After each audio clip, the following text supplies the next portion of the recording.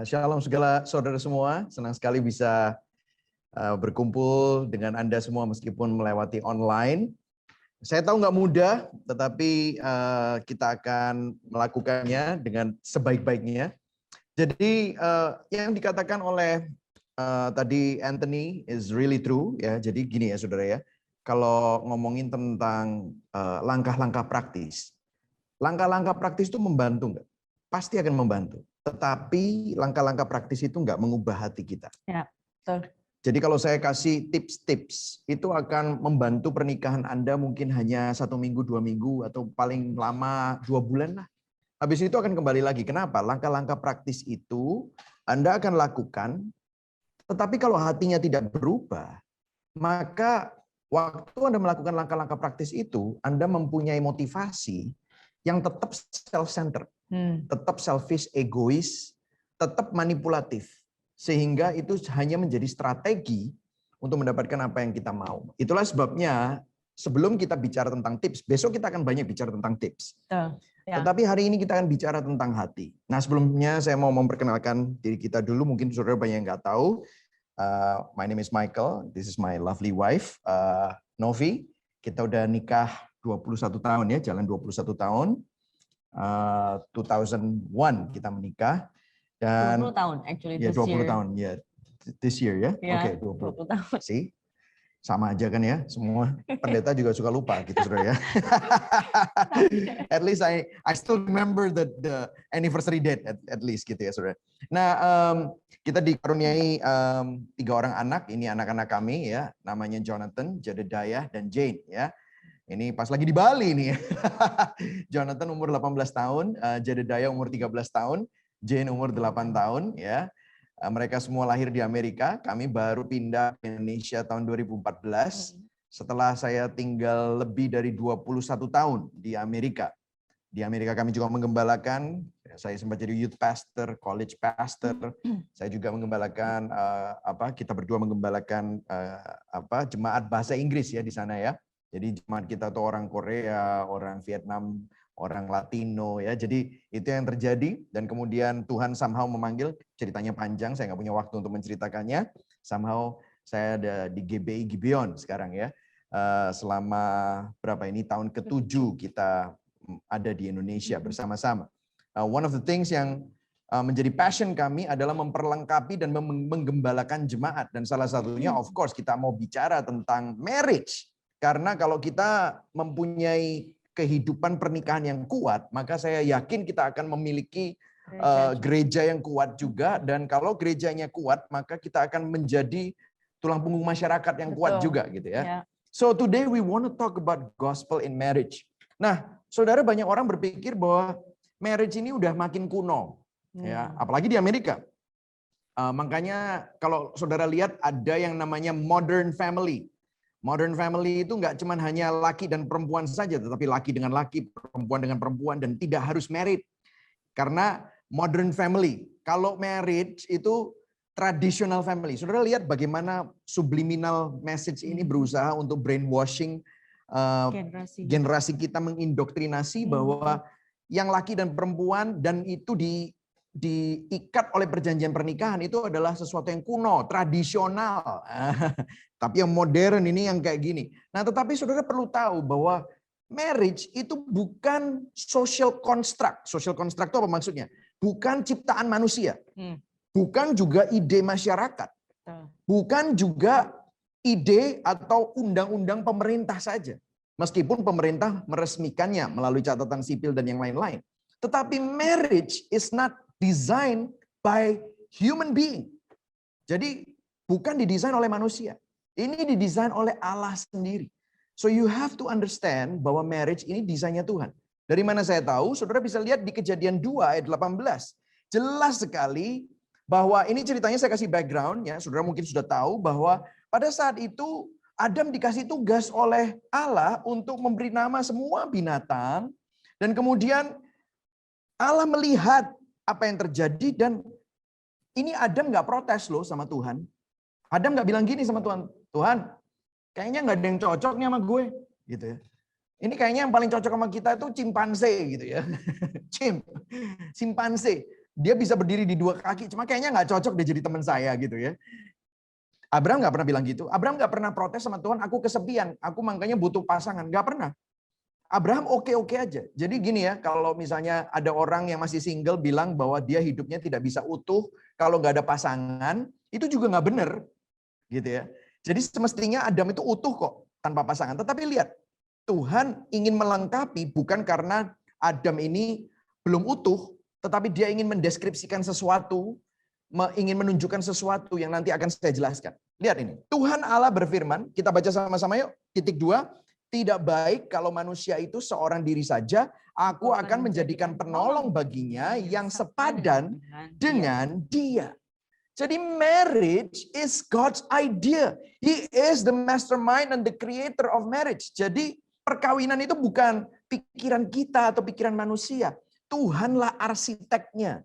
Tuhanlah pendesainnya. Dialah pencipta pernikahan.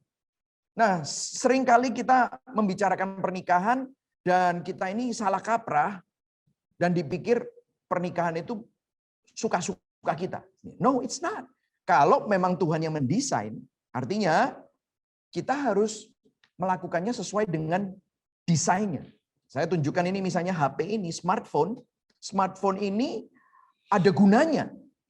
Bisa nggak saya pakai smartphone ini untuk jadi celemeknya alas gelas untuk minuman panas? Bisa. Berfungsi nggak? Berfungsi, tapi tidak sesuai dengan fungsi aslinya. Karena smartphone ini diciptakan smart, diciptakan untuk berkomunikasi. Desainernya membuat ini dengan begitu rupa untuk supaya kita yang memakainya produktif dan bisa berkomunikasi, bahkan internet ada di sini. Nah, kalau ini dipakai untuk jadi alas gelas, bisa nggak? Bisa, tapi rusak. Betul atau enggak? Begitu juga dengan pernikahan.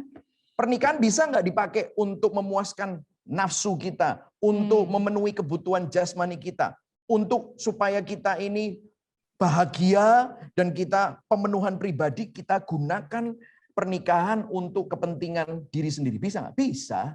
Tetapi itu tidak sesuai desainnya. Dan itu akan membuat pernikahan itu rusak. Nangkep saudara ya? Jadi marriage is God's idea. So we have to go back.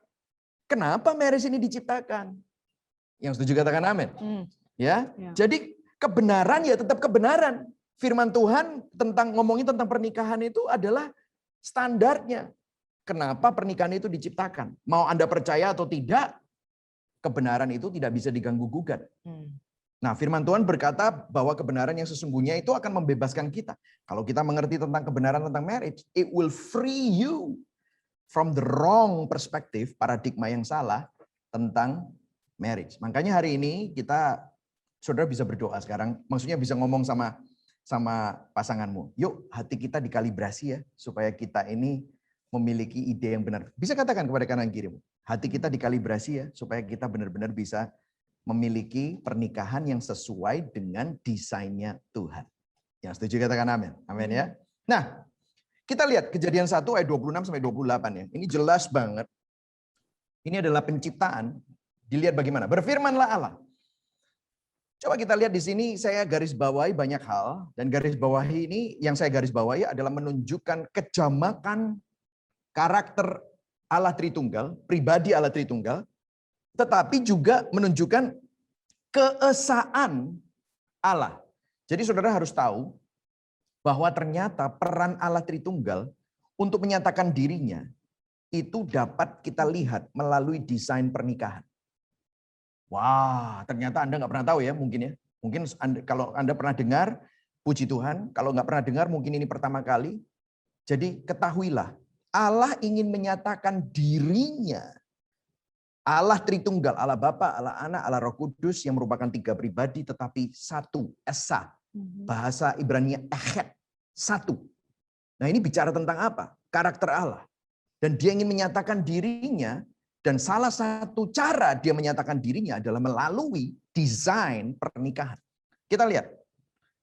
Berfirmanlah Allah, baiklah kita, siapa? Allah Tritunggal, kita, Allah Bapa, Allah Anak, Allah Roh Kudus, menjadikan manusia menurut gambar dan rupa kita. Jamak, manusia tadi cuma satu, manusia, tetapi jamak supaya mereka, tiba-tiba mereka ya berkuasa atas ikan-ikan di laut, burung-burung di udara, atas ternak dan atas seluruh bumi dan atas segala binatang yang melata, yang merayap di bumi. Kemudian ayat 27, maka Allah lah, kalau saudara baca ini dalam bahasa Ibrani, maka ini adalah Allah satu. Tadi ngomongnya kita. Kelihatannya jamak, tetapi bukan triteisme, tetapi Trinity. Ya. Allah Bapa, Allah Anak, Allah Roh Kudus. Tetapi maka Allah ini esa menciptakan manusia menurut gambarnya. Tadi gambar dan rupa kita. Jamak, tetapi gambarnya ini esa. Jadi menunjukkan bahwa kita dan nya jadi tiga tetapi satu. Menurut gambar Allah, sekali lagi, menurut gambar Allah diciptakannya dia. Jadi gambar Allah itu bicara tentang satu, diciptakannya, nya itu siapa? Allah yang esa. Diciptakannya dia. Dia itu manusia. Tetapi waktu diciptakan tiba-tiba titik dua, jamak, laki-laki dan perempuan. Diciptakannya, nyanya satu, jadi Allah esa dalam bentuk Allah Bapa, Allah Anak, Allah Roh Kudus yang tadi kita menciptakan mereka, saudara. Jadi saudara lihat ya di sini bahwa ini sambungannya dari yang tadi kejadian 2. Ini awalnya terus kejadian 2 juga ditunjukkan lagi bagaimana itu idenya Tuhan, kenapa dia menciptakan pernikahan. Saudara harus tahu, pernikahan diciptakan Allah untuk menyatakan diri Allah sendiri. Dan untuk menyatakan apa? Kejamakan Trinity, tetapi keesaan satu. Makanya firman Tuhan bilang, kamu bukan lagi dua, tetapi satu. Padahal ada laki-laki dan perempuan, ada suami dan istri. Nah, saudara harus tahu ini. Nah, nanti waktu suami dan istri ini bersetubuh dan akhirnya mempunyai anak, guess what? Ada unit yang ketiga, yaitu anak. Nggak peduli berapa jumlahnya, tetapi itu tetap aja suami, istri, anak, tiga, tetapi satu keluarga. Saudara bisa melihat ini? Saudara bisa melihat ini? Jadi Allah Tritunggal ingin menyatakan ketritunggalannya melalui desain pernikahan. Makanya kalau saudara baca Alkitab isinya apa? Di awal kejadian pertama kali setelah penciptaan, hari ke-6 diciptakan manusia. Kemudian langsung ini saudara. Ini yang baru kita baca barusan. Jadi awalnya langsung bicara tentang apa? Pernikahan. Dan kalau saudara baca kitab Wahyu, ya langsung ya, kalau saudara ingin tahu isinya buku, saudara baca bab pertama, table of content. Ya, isinya apa sih buku ini? Bab pertama tentang apa? Terus bab terakhir tentang apa? Terus tengah-tengah kira-kira tentang apa? Nah bab terakhirnya kitab Wahyu 21 ngomongin tentang apa? Perjamuan kawin anak domba. Ngomongin pernikahan lagi. Pernikahan antara Kristus dengan gerejanya. Di awal kejadian 1 bicara tentang pernikahan. Antara Adam dan Hawa yang menunjukkan desain dari Allah Tritunggal. Coba kita ingat-ingat. Yesus pertama kali waktu memulai pelayanannya. Di mana dia memulai pelayanannya? Di perkawinan di Kana. Coba saudara pikir. Bagaimana Tuhan itu sangat mencintai dan menghargai desain pernikahan karena itu menunjukkan dirinya. So, let's stop here a little bit thinking about that. Tahukah saudara pernikahan Anda itu bukan tentang Anda, tetapi itu tentang Tuhan. Itu bukan cuma hanya menggambarkan cintamu kepada pasanganmu. Dan ingin hidup bersama selama-lamanya. Iya, dan seakan-akan yang lain itu hanya figuran. Andalah pemeran utamanya. Terbalik, saudara. Andalah yang menggambarkan pemeran utama dari seluruh kehidupan kita, yaitu Tuhan. Makanya Tuhan bukan cuma hanya prioritas utama, bukan. Tuhanlah seluruh hidup kita. Kalau Tuhan hanya prioritas pertama, kemudian pernikahan kita adalah nomor 2, kemudian anak kita, kemudian pekerjaan, kemudian pelayanan, maka Tuhan hanya salah satu dari list itu, betul, daftar itu. Tetapi semestinya Tuhan adalah satu-satunya yang menjadi fondasi pengakar dari kehidupan kita semua. Kalau kita bicara Tuhan nomor satu, dialah prioritas pertama, seakan-akan ada box-box macam-macam ya. Boxnya Tuhan, boxnya pernikahan, boxnya keluarga, anak-anak, pekerjaan. Maka Tuhan hanya salah satu box. Mungkin Anda protes, tetapi boxnya paling besar loh. Tetapi tetap aja hanya salah satu. Mestinya boxnya kehidupan kita adalah Tuhan. Maka pernikahan kita menggambarkan Dia. Anak-anak kita mendidik mereka dengan polanya Dia. Pekerjaan kita ada di dalam boxnya Tuhan. Sehingga bingkai cara kita memandang kehidupan bukan lagi pakai caramu. Tetapi kita memakai lensanya Tuhan. Yang setuju katakan amin. Nah, semoga ini mengubah cara Anda melihat pernikahan Anda sekarang. Ada rencana Tuhan yang luar biasa untuk menyatakan dirinya. Jadi makanya kalau Tuhan melihat pernikahan Anda, Dia senang, Dia memberkati, Dia berbahagia. Dan kalau Anda hidup sesuai dengan desainnya, wah luar biasa. Karena itu akan memberikan kemuliaan bagi Dia. Jadi saya mau mengingatkan saudara, saya akan menyimpulkan secara cepat. Ini karena semestinya ini satu sesi sendiri ya. Ini mestinya seminar lain, tetapi saya singkat semuanya jadi dalam waktu 5 menit saja. Tujuan kita menikah bukan untuk memenuhi kebutuhan kita. Jadi ini mestinya gini ya saudara, banyak orang bilang, kenapa kamu mau menikah? Ya karena aku aku kesepian. Oh ya, aku ingin memperbaiki ekonomi.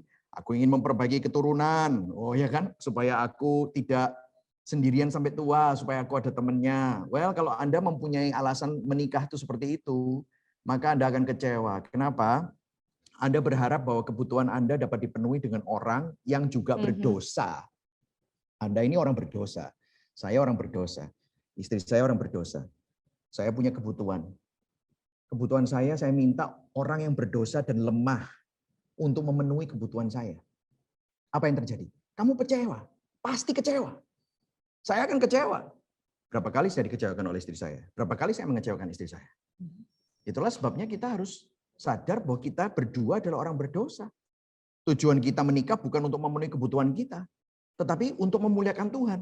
Kita perlu utuh dulu di hadapan Tuhan. Sumber kita bukan istri kita atau suami kita, tetapi sumber kita adalah Kristus. Jadi pernikahan bukan milik kita, tetapi pernikahan adalah milik Tuhan. Apakah kebutuhan kita juga akan dipenuhi? Iya, pasti. Tetapi bukan itu tujuannya. Tujuan kita adalah memuliakan Tuhan melalui pernikahan kita.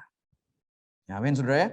Jadi, kebutuhan personal fulfillment as companionship, ya, seks, memperbaiki ekonomi, social standing, itu bukan alasan.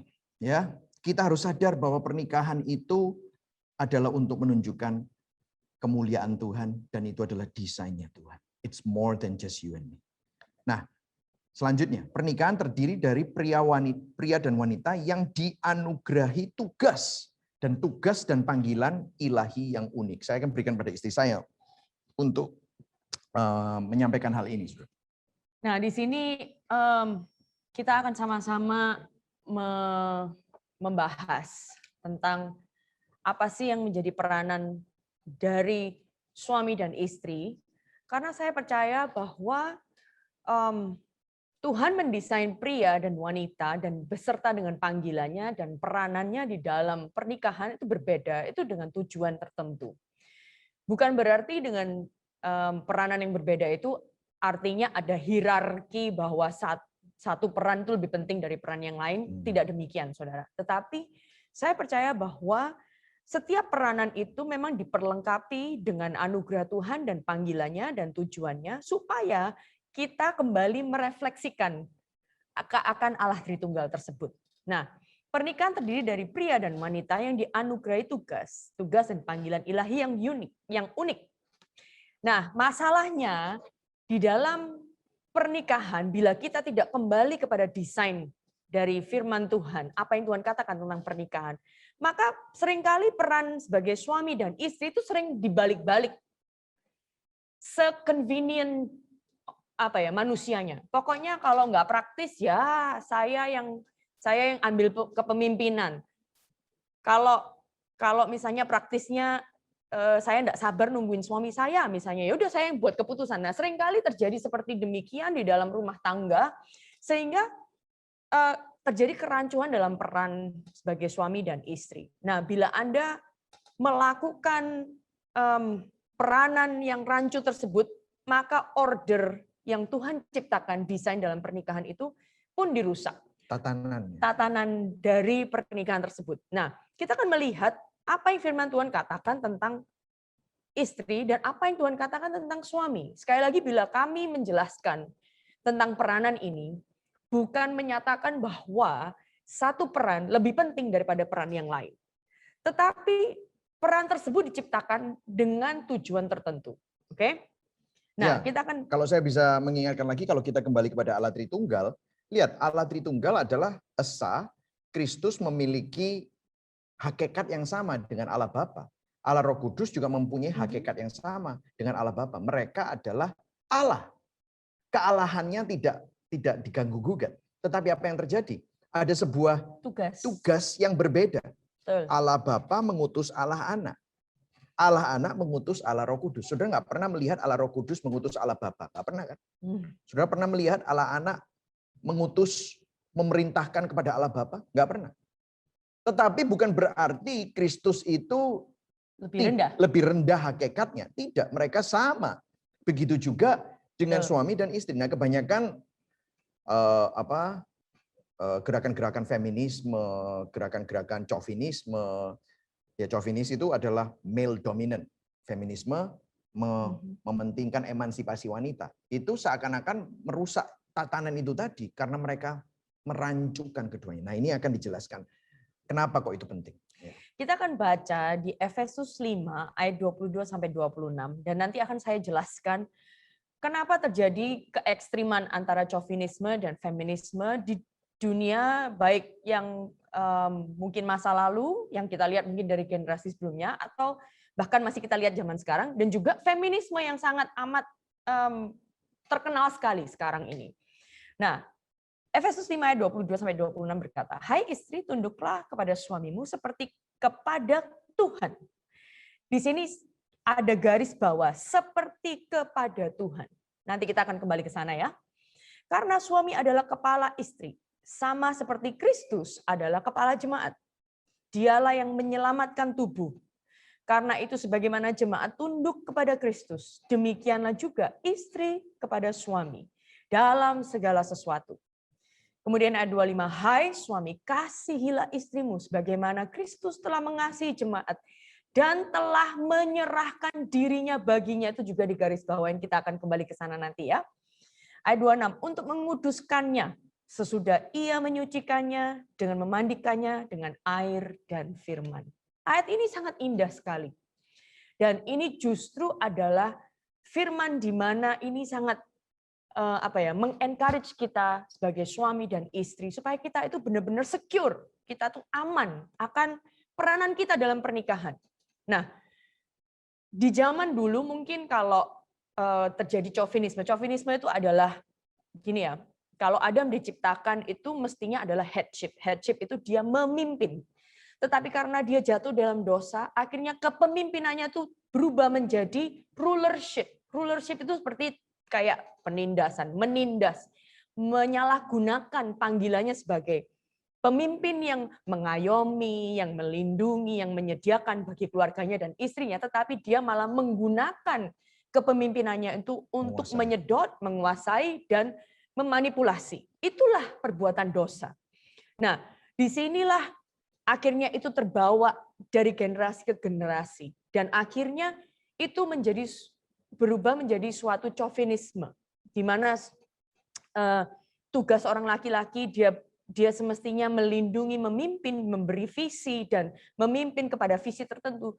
Dia malah menggunakan kepemimpinannya itu untuk mengabuse anak dan istri. Nah, kemudian selang waktu berlalu, modernisme terjadi, dan disitulah mungkin para kaum wanita merasa aku ditindas oleh kaum pria.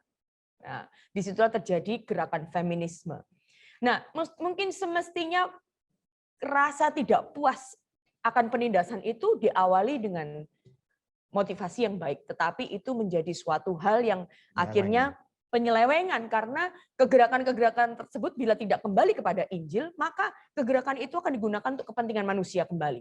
Nah, sehingga sekarang kegerakan feminisme bahwa wanita itu mandiri, wanita bisa berdiri sendiri, tidak membutuhkan pria. Dan itu terbawa di dalam keluarga dan itu terbawa di dalam pernikahan. Nah, bila wanita mengubah ordernya Tuhan, disitulah terjadi suatu kerusakan. Padahal wanita itu diciptakan tuh interdependent. Ngerti ya maksudnya interdependent? Bukan dependent. Dependent itu sangat banget tergantung. Tetapi juga bukan independent. Independent itu sangat mandiri. Tetapi interdependent. Kita akan flourish, berbuah di dalam panggilan kita sebagai istri bila kita ini menunaikan tugas kita di dalam payung ketundukan kita kepada kepemimpinan suami kita. Oke. Nah, disitulah interdependent yang dimaksud. Bila kita mengubah hal itu, maka keluarga kita akan terjadi kebingungan. Nah, kita akan kembali kepada ayat yang ke-25. Ayat ke-25 berkata, "Suami, kasihilah istrimu sebagaimana Kristus telah mengasihi jemaat dan telah menyerahkan dirinya baginya." Di sini ya banyak bila orang-orang para suami yang sorry to say ingin memanipulasi firman ini. Tuh kan, kamu harus tunduk bahwa aku ini adalah kepala keluarga. Hai suami, kamu lupa bahwa ayat 25 ini jauh lebih susah untuk dijalankan. Tahu nggak? Engkau itu dipanggil seperti Kristus. Apa yang Kristus lakukan? Dia mati untuk jemaat pada saat jemaat masih berdosa. Nah, bila istri mestinya tugasnya dia tunduk kepada suami. Jangan lupa seperti kepada Tuhan loh. Ya, bila suamimu berdosa, of course kita akan tunduk kepada Tuhan, gitu ya, bukan kepada suami, tetapi kepada Tuhan. Tetapi suami, engkau dipanggil untuk berkorban demi istrimu seperti Kristus berkorban bagi jemaatnya. Dan Kristus berkorban itu waktu itu jemaat belum memikirkan Tuhan. Ini panggilan yang sangat, justru menurut saya, responsibility yang sangat impossible untuk dilakukan bagi suami. That's right. Jadi jangan suami-suami jangan mengutip ayat ini jebakan menurut saya ya. Yeah. Karena tugasmu itu jauh lebih impossible. Saya percaya bahwa para suami itu diberi tugas seperti ini itu juga dengan tujuan bahwa Tuhan ingin menyatakan dirinya melalui Anda. Yes. Ya. Dan ayat 26 juga, tugasmu adalah menguduskan istri dan keluargamu. Sesudah ia menyucikannya dan memandikannya dengan air dan firman. Ini adalah tanda bahwa engkau adalah imam. Engkau adalah nabi bagi keluargamu. Artinya engkau harus tahu firman Tuhan dan engkau harus mengajarkannya kepada keluargamu. Engkaulah yang seakan-akan pengajar doktrin lah di rumah. Okay? You are the pastor of your household. house. Ya, jadi gembala sidang Anda itu bukan gembala Anda di Riverside, ya, bukan Anthony, bukan care group leader Anda, tetapi gembala keluarga Anda adalah Anda para suami, papa-papa ini, ya. Nah, semoga kami menjelaskan ini ya peranan ini di dalam firman yang kita ambil dari firman Tuhan. Ini adalah peranan yang mestinya memang sebagai istri dan sebagai suami, kita tidak bisa melakukan tugas ini dengan kekuatan kita sendiri. Kita sangat tergantung kepada bantuan kepada Roh Kudus. Karena ya, terus terang, kita ini, pernikahan itu terdiri dari dua orang berdosa yang dipanggil masuk kepada institusi pernikahan yang sempurna. Kenapa pernikahan itu sempurna, institusinya? Karena yang menciptakan Tuhan. Ya, bukan ide manusia. Bila pernikahan itu adalah institusi yang diciptakan oleh Tuhan, artinya pernikahan itu mestinya sempurna institusinya. Tetapi yang masuk di dalamnya itu dua orang manusia yang berdosa. Nah, bila saya mengekspektasi suami saya yang tidak sempurna ini untuk menjadi seseorang yang sempurna, maka saya nggak adil karena saya juga nggak sempurna. Nah, disinilah saya percaya, next slide, marriage. 27 dulu ya. 27. Oh, ayat 27. Ya. Oke, sorry. Efesus 5 ayat 27 sampai 30. Saya akan bacakan. Supaya dengan demikian ia menempatkan jemaat di hadapan dirinya dengan cemerlang tanpa cacat dan kerut yang atau yang serupa itu, tetapi supaya jemaat kudus dan tidak bercela. Demikian juga suami harus mengasihi istrinya sama seperti tubuhnya sendiri. Siapa yang mengasihi istrinya mengasihi diri sendiri. Sebab tidak pernah orang membenci tubuhnya sendiri, tetapi mengasuhnya dan merawatinya. Sama seperti Kristus terhadap jemaat, karena kita adalah anggota tubuhnya. Suami-suami, ayat untuk suami itu jauh lebih banyak ya dibanding ayat untuk istri. Jadi suami-suami bertobatlah, jangan pernah pakai ayat ini untuk memaksa istrimu tunduk karena tugasmu jauh lebih susah ya.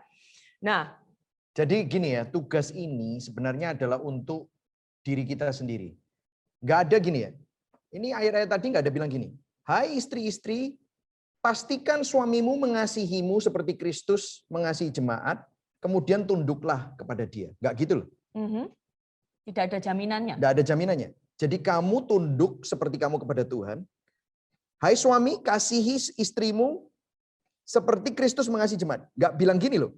Kasih istrimu seperti Kristus mengasihi jemaat kalau dia tunduk seperti kepada Tuhan. Nggak ada gitu. Jadi pastikannya itu, jadi gini, Tuhan nggak minta kamu, para suami, untuk jadi inspekturnya istrimu. Istri, Tuhan nggak minta kalian untuk jadi inspekturnya, menginspeksi keadaan suamimu. Tetapi kamu diminta untuk melakukan, dan biarlah istrimu dan suamimu ini, pasanganmu ini berurusan sendiri dengan Tuhan. Betul. Ini luar biasa sekali. Nah, ini nyambung to the next slide. Marriage is not about changing the other person. Coba toleh suamimu, istrimu bilang, aku tidak akan merubah engkau. Coba katakan satu dengan yang lain. Berat loh ini. Aku tidak akan mengubah engkau. Oke? Sekali lagi, ini adalah statement yang memang susah untuk diterima oleh banyak orang. Apalagi pasangan-pasangan, karena kebiasaan kita adalah kita ingin mengubah pasangan kita. Oke? Marriage is not about changing the other person.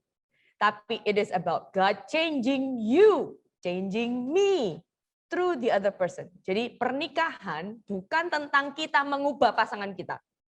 Tetapi pernikahan adalah tentang Tuhan mengubah kita terlebih dahulu melalui pasangan kita.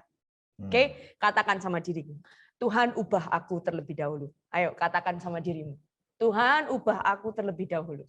Amin ya. Oke, next. Efesus 5 ayat 31 sampai 33. Sekali lagi, ini ayat untuk laki-laki. Sebab itu laki-laki akan meninggalkan ayahnya dan ibunya dan bersatu dengan istrinya. Sehingga keduanya menjadi satu daging, bukan lagi dua, tetapi satu. Rahasia ini besar, tetapi yang aku maksudkan ialah hubungan Kristus dan jemaat. Bagaimanapun juga bagi kamu masing-masing berlaku, kasihilah istrimu seperti dirimu sendiri, dan istri hendaklah menghormati suaminya. Nah, saya percaya bahwa di dalam peranan-peranan ini, sekali lagi, ini adalah rahasia yang mengungkapkan hubungan antara Allah Bapa, Allah Anak, dan Allah Roh Kudus. Jadi jangan pernah kita menganggap bahwa pernikahan itu tentang diri kita, tetapi pernikahan itu tentang Tuhan. Amin, saudara ya. Amin. Nah, saya mau mengambil sebuah fokus terhadap kata-kata ini tadi. Rahasia ini besar. Katakan sama-sama. Yuk baca sama-sama. 1, 2, 3. Rahasia besar, yaitu apa? Hubungan Kristus dengan jemaat. Nah, saudara harus tahu bahwa kunci dari kita bisa memenuhi panggilan suami dan panggilan istri yang tadi baru kita jelaskan. Susah ya kalau dipikirkan. Hai para suami, kamu harus jadi seperti Kristus. Hai para istri, kamu harus tunduk seperti kepada Tuhan. Sedangkan pasangan kita nggak sempurna. Pasangan kita penuh dengan dosa. Lah kuncinya gimana melakukan itu? Ya kuncinya adalah saat Kristus menjadi poros dan perhatian satu-satunya akan pengabdian kita, akan semua attention kita di dalam marriage. Jadi bukan diri kita, tetapi Kristus yang menjadi polanya. Kenapa kita bisa mengasihi? Karena Kristus lebih dulu mengasihi kita. Kenapa kita bisa mengampuni? Karena Kristus lebih dulu mengampuni kita. Ini kembali kepada Injil. Makanya Injil kembali menjadi poros motivasi, lensa cara kita melihatnya. Masalahnya kenapa di lapangan banyak pasangan Kristen yang nggak bisa melihat kebenaran ini dan tidak mempercayai kebenaran ini, tidak menghormati kebenaran ini, tidak menghidupi kebenaran ini. Oleh sebabnya banyak masalah, banyak sorrow, banyak duka dalam pernikahan. Kenapa? Karena pemberontakan kita terhadap kebenaran yang baru kita pelajari itu. Apa yang terjadi? Wife berusaha take over. Makanya saudara melihat ya, kalau misalnya a lot of women dominance, kalau yang banyak, nah disinilah ya kebanyakan kita para pria harus bertobat karena kita banyak yang pasif. Seperti Adam pasif ya. Waktu Hawa lagi ngomong sama ular itu, Adam di mana? Adam di sebelahnya, dibiarin aja. Kita kan suka gitu. Udah daripada repot, daripada pusing, ya kita diem aja. Sudah biarin aja daripada berantem. Panjang ya urusannya. urusannya dowo, bahasa Jawanya ya gitu. Urusannya panjang, udah kita main game aja, udah kita bisa Tokopedia, hobi aja. Kalau di Surabaya main sepeda aja gitu ya sekarang ya, atau apapun gitu ya. Jadi akhirnya mereka udahlah hidup di dalam dunianya sendiri. Kita perlu bertobat. Kenapa? Karena akhirnya itu membuat para istri frustrasi dan dia akhirnya merasa tidak aman juga. Merasa nggak aman dan dia harus mengamankan dirinya dengan apa? Mengambil perannya sang suami. Nah ini ya salah juga, tetapi suami ada banyak salahnya. Dan disinilah adalah pemberontakan dan penyelewengan dari tatanan yang kita baru jelaskan itu tadi. Nah sekarang pertanyaannya begini. Nah hari ini kita akan ngomong. Kenapa kok susah dan bagaimana mengatasinya? Mengapa sih kita ini susah berubah? Berapa banyak saudara berapa kali ingin habis dengar pernikahan, seminar pernikahan, habis dengar khotbah, Anda tertegur, Anda ingin berubah, Anda kecanduan pornografi, Anda ingin berubah, Anda mungkin materialistis, Anda ingin berubah, Anda mungkin insecure, Anda ingin berubah. Tetapi kenapa kita susah sekali untuk berubah? Nah ini saya mau bilang kepada saudara karena kita mempunyai worldview dikotomi. Worldview dikotomi ini gini loh. Orang itu perspektif. Perspektif itu sudut pandang. Worldview itu sudut pandang. Kita ini suka membedakan hal-hal yang rohani dan hal-hal yang sekuler. Dipisahkan ya. Jadi hal-hal yang rohani itu seperti apa? Muji Tuhan. Kalau apalagi kita ya orang-orang karismatik ya. Kalau misalnya pujian naik, wah langsung tahu ya. Dan ku ingin mengenal, wah udah tahu postur-posturnya, wah seneng banget gitu. Tetapi kayaknya ada disconnect antara waktu kita memuji Tuhan, menyembah Tuhan, baca firman, berdoa, melayani di gereja, dengan hal-hal yang ada hubungannya dengan pekerjaan. Kayaknya ada disconnect gitu. Ada dikotomi. Jadi perpisahan antara dua dunia sekuler. Nggak nyambung gitu ya dengan sekuler. Nah ini salah besar. Kita adalah manusia ciptaan Tuhan yang kekal. Kita adalah manusia rohani. Itulah sebabnya seluruh dasar hidup kita pada dasarnya adalah yang rohani dulu. Dirubah yang jasmani dan sekuler itu pasti akan ngikut dan itu merupakan manifestasinya. Jadi kalau kita berpikir bahwa problem pernikahan itu bukan spiritual tapi hanya problem-problem secara praktikal, maka kita salah besar. Seringkali orang Kristen lebih suka memecahkan dengan pikiran praktis saja. Udahlah berarti hanya pakai tips-tips moralitas. No. Atau kalau enggak pergi ke terapis, hanya mendapatkan konseling secara psikologis. Baik enggak? Baik. Tetapi itu tidak memecahkan hal-hal yang masalah hati. Dengan akar. Betul. Karena akarnya itu ada di dalam hati kita. Makanya pernikahan itu juga tentang hal rohani dan hati kita. Karena pencetusnya adalah Tuhan yang kekal. Tuhan adalah Allah yang roh. Menciptakan manusia bahkan mengembuskan ruah. Ruah itu roh Allah kepada tubuh kita. Tubuh yang fana ini ada rohnya. Jadi pernikahan adalah hal yang rohani. Akar permasalahan kalau suami seperti itu atau istri seperti itu sebenarnya adalah hal-hal yang rohani. Yang setuju katakan amin. Makanya hari ini kita akan berbicara apa sih akar dari permasalahan pernikahan kita ini apa? Kenapa kok istri seringkali nggak bisa tunduk, suami nggak bisa mengasihi, kenapa ngerasa insecure dan lain sebagainya. Kenapa kok suami itu selalu merasa tertolak? Kenapa dia harus kompensasi? Kenapa dia selingkuh? Kenapa dia tidak mendapatkan apa yang dia butuhkan? Karena tiba-tiba di kantor dia dipuji, di sana dia dianggap orang yang hebat, di rumah dia dilucuti kejantanannya, dia dirongrong, dia dituntut. Nah, kenapa istrinya merasa seperti itu? Karena dia tidak merasakan dikasihi, dan ini semua ada hubungannya dengan apa? Keadaan hati gitu. Nah, sebenarnya disinilah saya mau masuk. The root of the problem, the root ya, akarnya adalah penyembahan berhala. Pernikahan yang merupakan hal rohani, yang pencetusnya adalah Tuhan. Jika pernikahan itu adalah rohani, maka akar permasalahannya bukan hanya psikologis, tetapi hati kita ini berurusan dengan dosa. Dan sebenarnya dosa yang terutama adalah penyembahan berhala. Saya bukan merendahkan ilmu psikologi atau terapi keluarga ya, tetapi karena mereka memberikan pertolongan kepada individu yang terganggu mungkin secara jiwani atau mental dan perkawinan yang tidak sehat, tetapi kita berusaha menghindari dikotomi tadi. Itulah sebabnya kita ngomongin bahwa masalahnya ini adalah idolatry in our hearts, penyembahan berhala yang ada di dalam hati kita. Nah, kenapa? Apa itu? What is idolatry? Nah, saudara, kita perlu tahu. Dari 10 perintah Allah. 10 perintah Allah ya. Martin Luther pernah bilang begini di katekismusnya. Saudara, kalau misalnya mau pelajari katekismus ya, baca buku-buku reform kuno ya. Saudara, Martin Luther bilang gini, nggak kebetulan kalau hukum nomor 1, nomor 2, nomor 3 itu ada hubungannya dengan menyembah penyembahan berhala. Yang pertama, jangan ada Allah lain di hadapanmu. Yang kedua, jangan membuat patung untuk disembah. Yang ketiga, jangan menyebutkan nama Allah dengan sia-sia. Nah, saudara tahu nggak? 3 hal ini adalah hubungannya dengan penyembahan berhala. Dia bilang nomor 1, nomor 2, nomor 3 ini kalau diikuti, jangan ada Allah lain, of course kamu tidak akan menyembah patung. Dan kemudian yang ketiga, kenapa jangan menyebut nama Tuhan dengan sia-sia? Itu maksudnya gini, kita suka membuat Tuhan versi kita sendiri.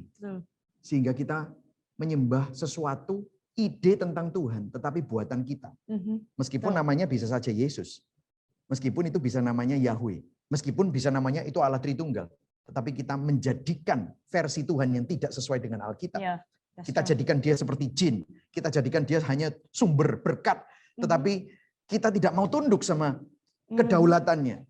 Jadi sebenarnya penyembahan berhala itu adalah dosa akar dari semuanya. Kenapa orang bohong?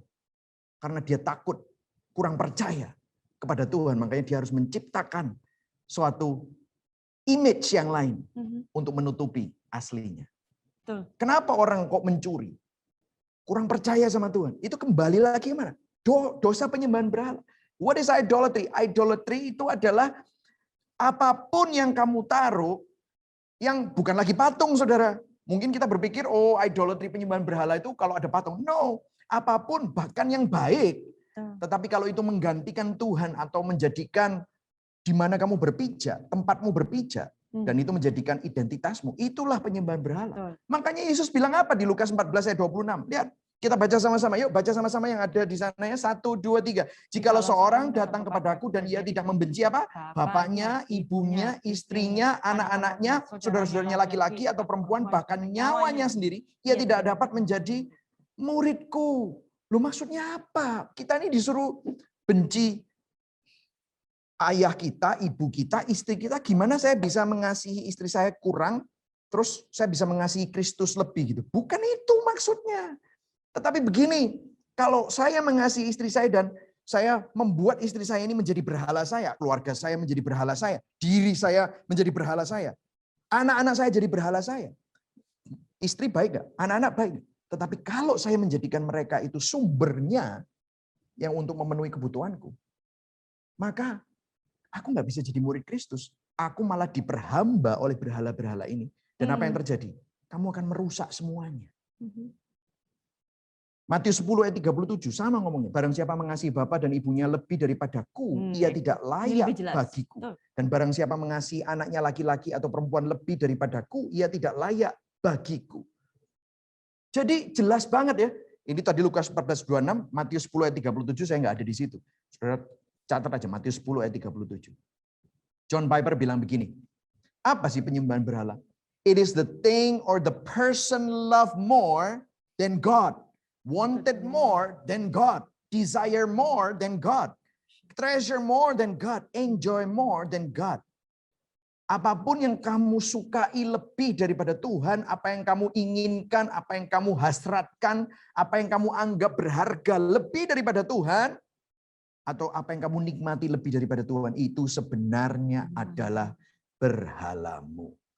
Saudara, manusia semakin modern, semakin pandai menciptakan berhala-berhala modern. Yes. Sudah bukan lagi patung buatan tangan, tetapi ideologi, anak-anak, kesuksesan, status, image, hedonisme, relationship, pernikahan, persahabatan, prestasi, penampilan, kesehatan, kerakusan, ya, gluttony, ya saudara ya, ya bahkan kesedihan, emo.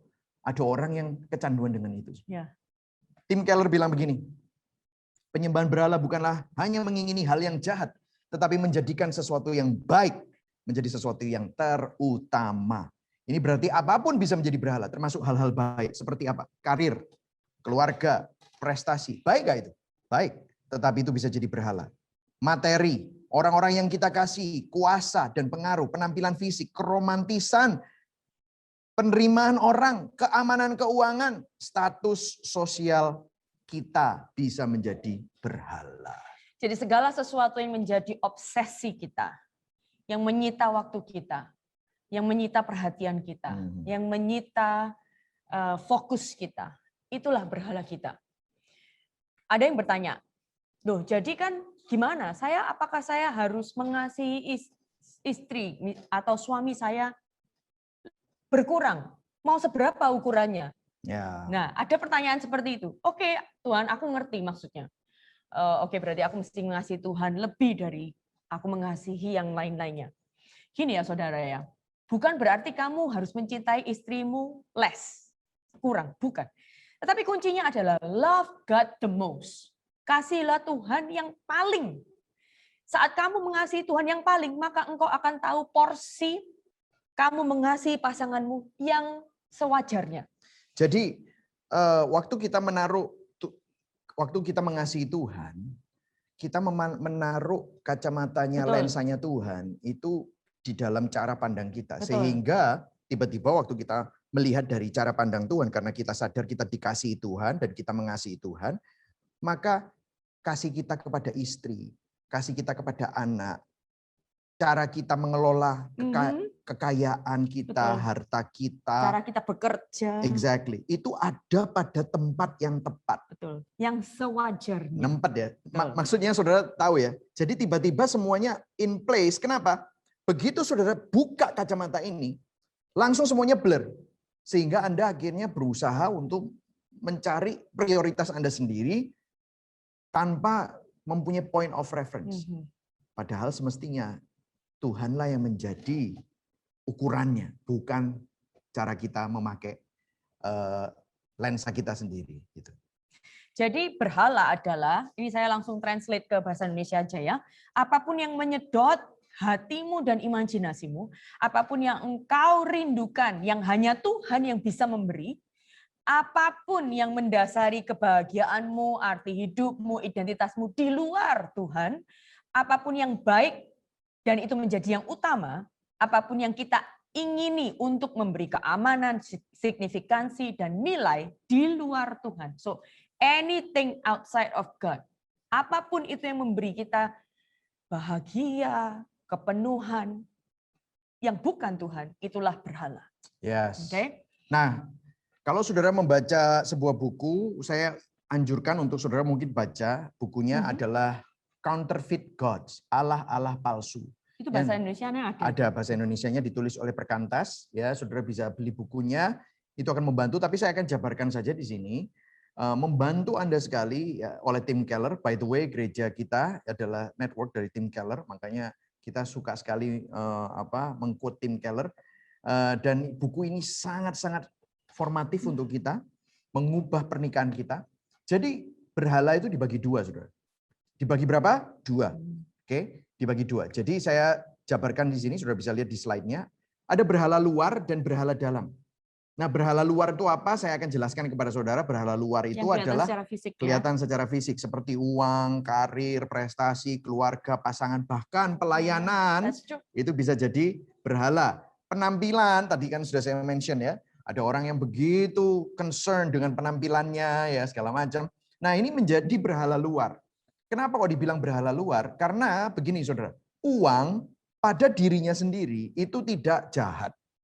Tetapi saya kasih contoh ya, Kalau saya kasih Anda satu koper isinya uang dan di dalam koper itu ada 5 miliar.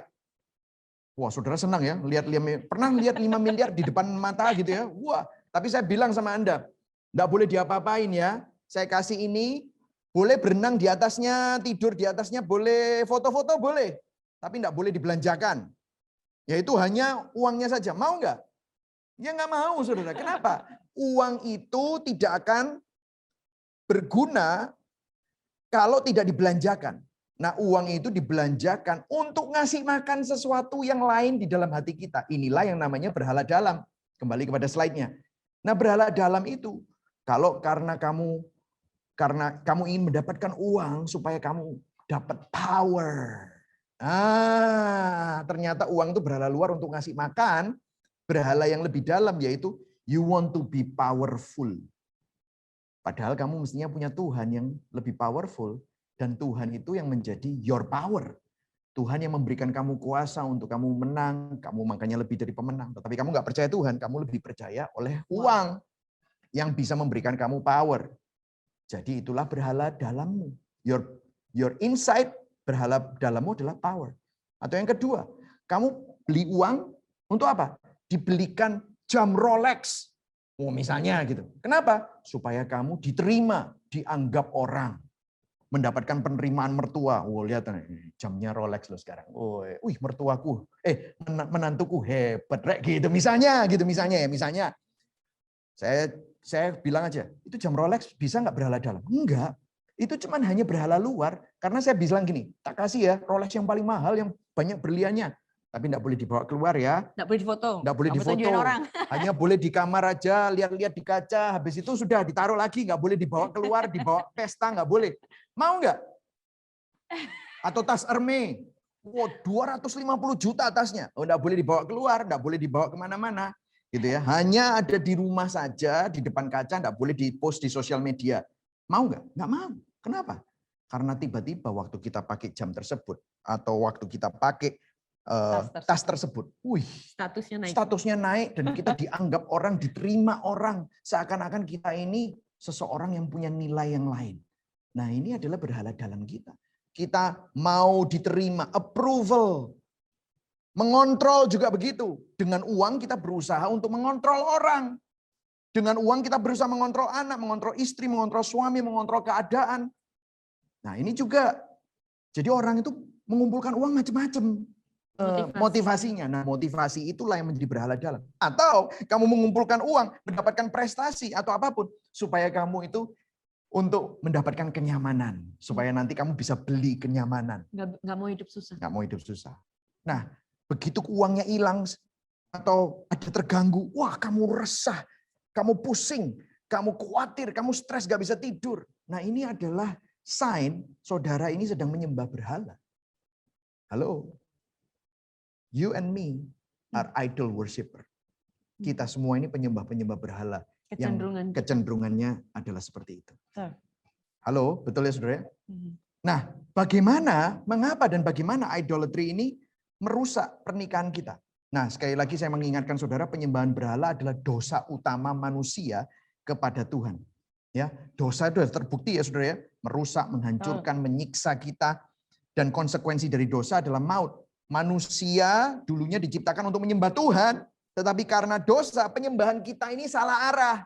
Dulu kita diciptakan untuk menyembah Tuhan, makanya Tuhan bilang beranak cuculah, penuhilah bumi, ya kan? Untuk apa? Merefleksikan dirinya. Tetapi karena dosa kita ini mempunyai obsesi salah arah. Akhirnya bukan lagi kepada Sang Pencipta yaitu Allah Tritunggal, tetapi kepada ciptaan.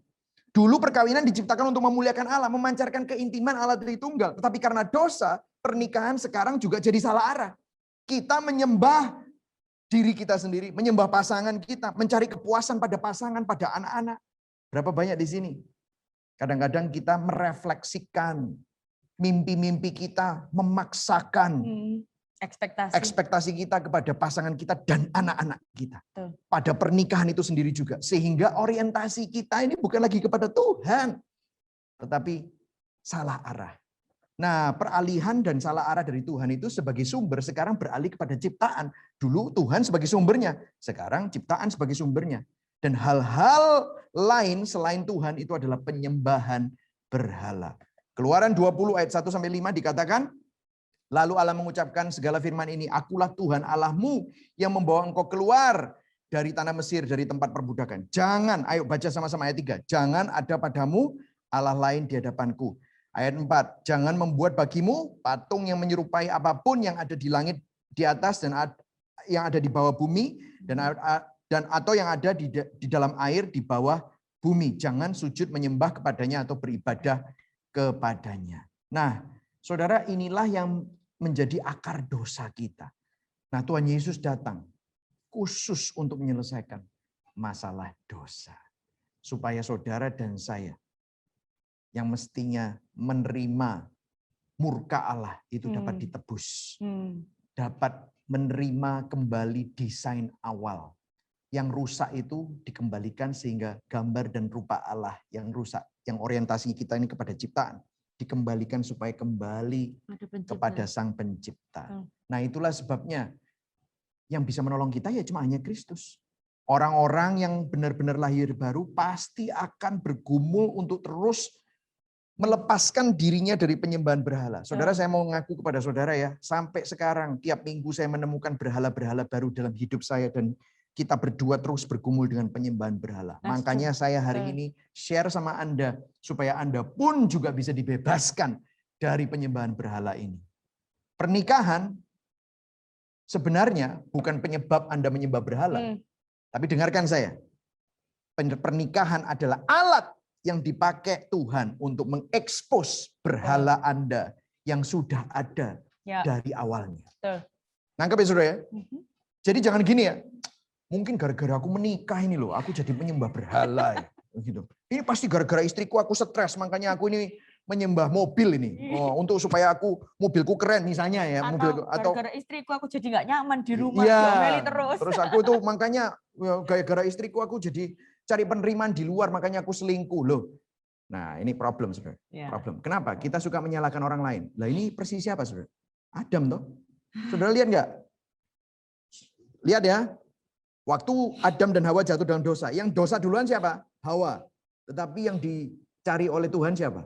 Adam. Adam, di mana kamu? Gitu. Aku sembunyi Tuhan. Kenapa? Aku malu soalnya aku telanjang. Loh, kalau kamu tahu kamu telanjang, kamu makan ya buah yang aku suruh kamu nggak boleh makan itu ya. Ini ngomong biasa ya, saya nggak nambah-nambahin firman Tuhan ya. Ini model-model percakapan. Terus kemudian apa yang Adam lakukan? Wanita yang kamu kasih kepadaku, ya gara-gara ini loh. Aku ini jadi dosa. Ya kan? Ya ini memang manusia paling pinter ngeles. Ya ini ngeles. Orang lain nggak pernah salah. Yang salah adalah pasangan, yang salah adalah kerjaan, yang salah adalah anak, mertua, orang tua. Yang salah Tuhan, kan gitu kan? Jadi tiba-tiba yang salah Tuhan. Let me tell you ya, yang salah bukan pernikahanmu, yang salah bukan pasanganmu. Pernikahan bukanlah penyebab Anda menyembah berhala. Pernikahan adalah alat yang dipakai Tuhan untuk mengekspos berhala Anda yang sudah ada dari awalnya. Nah, kalau saudara ya, jadi problemnya, jadi kalau saudara mau lihat problemnya nih loh ya. Nih gambar ini. The problem yang merah itu ya, is you. Oke? Ngomong sama satu, iya. Saya problem. Jadi ngomong sama pasangan Anda hari ini, aku harus ngaku Beb, yang masalah itu aku. Ayo ngomong, boleh. Kita harus stop menuduh pasangan kita. Sebenarnya problem itu pasti kita ada salahnya dan kita menambah-nambahi juga. Yes. Betul. So, ya kita harus sadar bahwa we are the problem. Jadi kalau Anda merasa out of control, tidak memegang kontrol, merasa status quo, merasa tidak nyaman, merasa takut, merasa egois, itu you name it, di situ ada ya. Itu adalah semuanya contoh. Itu yang suamimu dan keadaan itu hanya mengekspos rasa tidak aman dan rasa egois dan rasa kehilangan kontrol yang sudah ada di di dalam hati kita. Ya. Oke.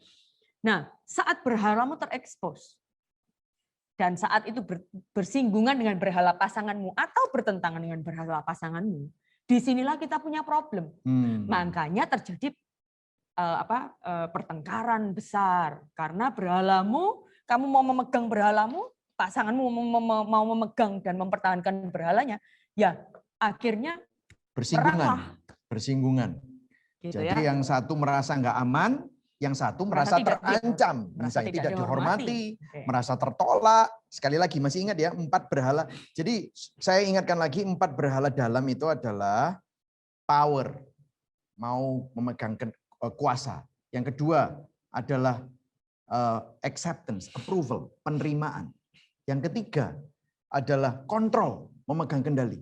Saudara pernah ketemu sama istri-istri yang suka mengontrol atau suami-suami yang suka mengontrol? Nah, itu berhala.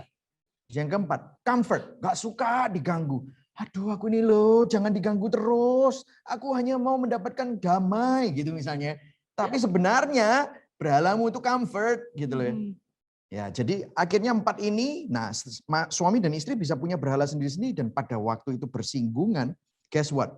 Saudara bisa tahu kalau Anda ini berhalanya sedang terusik pada waktu kamu tuh emosi. Waktu kamu takut, marah, khawatir, insecure. Waktu kamu merasa enggak bisa tidur, worry so much. Nah, itu ada sesuatu, berhalamu sedang terusik. Oke. Nah, next slide. Bila Anda lihat di sini ya, yang lingkaran warna hitam itu adalah kebutuhan kebanyakan dari manusia. Tahukah saudara bahwa memang kebutuhan itu valid?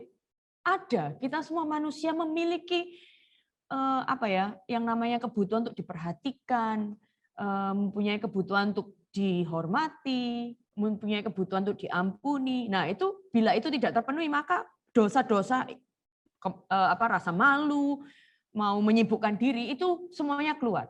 Nah, 4 berhala tadi itu memang kebutuhan dasar manusia. Tahukah saudara bahwa 4 kebutuhan dasar ini hanya bisa dipenuhi dengan sempurna di dalam Kristus? Bila kita berusaha memenuhi 4 kebutuhan, rasa untuk dihormati, rasa nyaman, rasa kontrol, ingin memegang kendali, secure gitu ya, semuanya itu 4 kebutuhan ini. Bila kita berusaha mendapatkan kebutuhan ini dari situasi orang lain, maka kita akan kecewa. Dan guess what? Berhala itu selalu menghukum kita kalau kita tidak memberi dia makan. Bila kita punya contohnya, bila kita ingin dihormati, tetapi kita expect dari pasangan kita, dan pasangan kita tidak memberikannya kepada kita, maka berhala dalam hati kita tuh memberontak. Akhirnya itu yang membuat kita marah. Betul ya, saudara? Contoh lagi, mengapa sih pornografi itu laris? Tahukah saudara, bagi misalnya buat orang yang sudah menikah ya, karena pornografi itu sepertinya memenuhi kebutuhan kenyamanan, comfort kita, gitu ya. Nah, atau kontrol. Kita bisa melakukannya saat kita kepingin. Tahukah saudara bahwa istri Anda tidak bisa dikontrol? Kita nggak bisa ngomong, babe, aku butuh, yuk. Nah, emangnya istri kita kan bukan sex toy gitu kan. Nah, waktu kita menggunakan pornografi untuk memberi makan berhala kenyamanan, kontrol, keegoisan, kesepian kita, disitulah berhala itu terus akan bercokol dan menyiksa kita dan memberikan kita, tidak akan bisa melepaskan kita. Kita akan terus addicted, kecanduan. Contoh juga, mengapa sih kok banyak affair di mana-mana? Di dalam pernikahan tuh banyak broken marriage gitu ya. Nah, karena saat pernikahan itu mengalami masalah dan istri Anda atau suami Anda tidak bisa Anda kontrol lagi, maka Anda mencari solusi sendiri yang bisa Anda kontrol. Karena mungkin Anda malas berurusan dengan satu dengan yang lain. Mungkin istrinya kepingin ngajak ngomong tetapi dengan merongrong. Nah, sedangkan sang suami, aduh, ribut lagi gitu ya. Akhirnya dia menghindar terus misalnya. Atau paling gampangnya mencari orang lain aja deh yang nggak mau komitmen, yang bisa saya kontrol, saya bisa gunakan kapan saja saat saya merasa kesepian. Dan berbagai macam contoh yang lainnya. Guess what? affair ini terjadi, semestinya hanya kulitnya saja, tapi itu memberi makan problem hati kita, kebutuhan kita, yang hanya bisa dipenuhi oleh Tuhan. Ya, jadi macam-macam. Masalah dengan mertua, ini saya kasih Nah. contoh ya, masalah dengan mertua. Kita sangat sensitif dengan urusan ini karena kita menaruh penerimaan kita dari mertua kita. Ini saya sebagai laki-laki ya. Pembuktian. Wah, membuktikan diri. Maka motivasi kita untuk mengasihi mereka pun egois sebenarnya. Kita mengasihi orang tua atau mertua untuk apa? Supaya diterima. Wow, that's actually very egoistic, betul nggak sih? Itu merupakan sesuatu yang egois. Sadarkah saudara pada waktu kita berusaha melakukan segalanya untuk menyenangkan orang tua atau mertua kita, itu sebenarnya kita tidak sedang mengasihi mereka. Kita sedang egois dan haus mendapatkan pemuasan dan penerimaan untuk diri kita sendiri. Nggak heran begitu mereka ngomong sesuatu yang menyinggung kita merasa tertolak, maka ada konflik langsung. Ini yang terjadi masalah keluarga. Suami yang pasif, Anda tidak mau kenyamanan Anda terusik karena harus berurusan dan berdiskusi panjang, menegur istri, ngurusin anak, putting yourself on the line untuk memecahkan masalah, membuat hidup kita sulit. Aku nanti jadi nggak bisa main golf, nggak bisa inilah, nggak bisa itu. You don't like it. Karena apa? Saudara suka comfort. Udahlah, dibiarin aja. Sehingga kalau Anda bisa dilupakan, pasif. dilupakan. Ya, sehingga Anda pasif. Suami yang abusif, fisik maupun kata-kata, Anda membuat seperti King Kong, dadanya dipukul-pukul. Kenapa? Karena Anda sebenarnya insecure. Anda naik pitam. Kenapa? Karena Anda unjuk gigi. Karena Anda sudah tidak punya otoritas lagi, sehingga memaksa istri dan anak Anda untuk tunduk kepada Anda, dan berhalamu adalah power. Betapa egoisnya Anda memaksa istri Anda atau suami anak-anak Anda untuk memenuhi kebutuhanmu. Ya, that's true. Jadi this is like, saya bisa on and on. Betul. Suami yang controlling, istri yang tidak mau dipimpin, mengambil alih kepemimpinan, ini semua saya bisa terus katakan banyak masalah keuangan, pembagian waktu, perhatian, semuanya ini kembali kepada berhala-berhala yang ada di dalam hati kita. Halo, saudara bisa mulai melihat bagaimana dengan hidup Anda, hati Anda sekarang? Semoga ini akhirnya memberi suatu pencerahan buat mungkin bagi Anda yang sedang menghadapi challenge ya dalam pernikahan Anda, atau punya kesulitan untuk berkomunikasi, atau punya kesulitan untuk memecahkan problem hubungan dengan suami dan istri. Saya rasa ini bisa menjadi suatu titik tolak bagi Anda semua untuk bisa mulai membongkar berhala kita. Ya. So let's go to talk about membongkar berhala kita ya, membongkar berhala kita. Nah, kalau kita ngomongin tentang membongkar ya, jadi kan kita lihat ya gimana pattern berhala-berhala itu. Nah, hari ini kita akan lihat bagaimana, dan habis ini kita akan praktek supaya Anda bisa mengidentifikasikan berhala-berhala yang menjadi kecenderungan Anda masing-masing. Oke, saya akan berikan sebuah tabel. Nggak tahu Anda bisa membacanya atau tidak, tetapi semoga Anda bisa membacanya. Nah, ini tabelnya ada di sini, Anda bisa di layar. Apakah bisa dibaca? Bisa kelihatan? Di layar Anda masing-masing. Mungkin kalau bisa lambaikan tangan. Anda bisa baca? Bisa baca? Oke, good. Oke, nah you can do that. Oke, so caranya ini adalah table, suatu table yang kami berikan sebagai panduan. Cara menggunakan table ini Anda membacanya dari sebelah kanan atas, lalu Anda berlanjut perlahan-lahan ke kiri sampai akhirnya Anda menemukan akarnya. Tahukah Anda biasanya cara detektif menginvestigasi, mengadakan penyelidikan biasanya Kembali itu mulai ke kamera aja ya.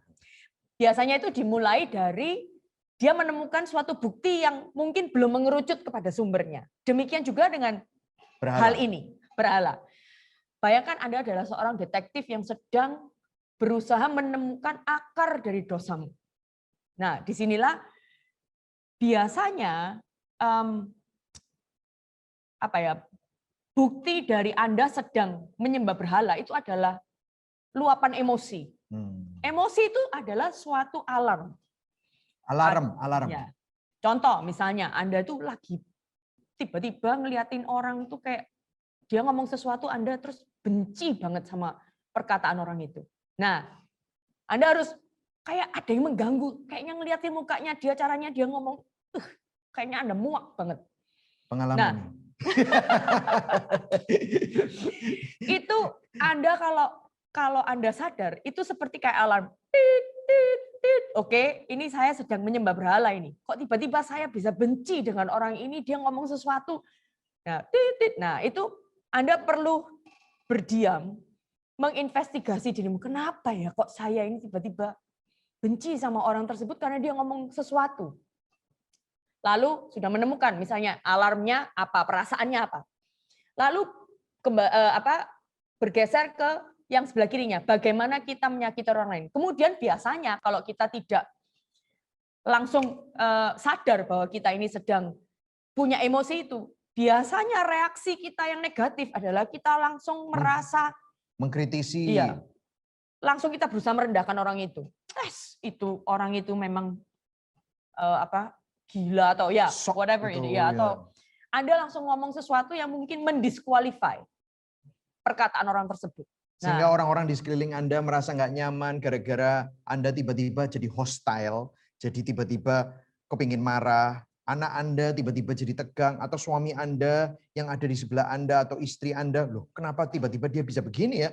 Sehingga orang lain di sekeliling Anda jadi korban gara-gara emosi Anda. Itu bagaimana kita menyakiti orang lain. Jadi masuk ke dalam tabel yang kedua. Yang dari sebelah kanan kedua, bagaimana kita menyakiti orang ya. Kita masih di atas ya. Ini saya hanya memberikan contoh aja. Kemudian kalau Anda kemudian kok bisa ya kok tiba-tiba punya bad attitude kayak gitu ya. Nah, bila Anda meneruskan, Anda tidak sadar, tidak bertobat, maka kelanjutan dari emosi tersebut itu adalah ketakutan bila berhala Anda gagal. Contohnya, iya mungkin aku takut dihina, aku takut gagal, aku merasa tidak dihormati, aku merasa dilecehkan dengan perkataan orang tersebut. Kayaknya dia itu merendahkan saya, makanya saya nggak terima. Itu menjadi ketakutan kita. Kemudian next, harga yang dibayar untuk mendapatkan berhala itu. Waktu Anda merasa tidak terima itu tersebut, maka Anda langsung, sudah saya tidak mau urusan sama orang itu. Tidak mau ketemu lagi, langsung ngomong, misalnya kalau Anda dengan teman-teman Anda gitu ya, next time kalau orang itu datang, atau kita hangout sama orang itu, kamu nggak usah ngajak aku ya, aku nggak kepingin ketemu dengan orang itu. Loh, kok tiba-tiba Anda langsung seperti itu? Nah, disitulah artinya Anda sedang ingin mendapatkan power atau kuasa karena Anda merasa tidak dihormati, itu berhalamu. Jadi biasanya untuk mengetahui akar dari berhala itu dimulai dari emosi yang muncul. Dan ditelusuri, saudara. Nah, ditelusuri sedikit demi sedikit, akhirnya Anda akan menuju kepada akarnya, kepada sumbernya. Oke, saya akan memberikan contoh lagi. Contohnya kenyamanan.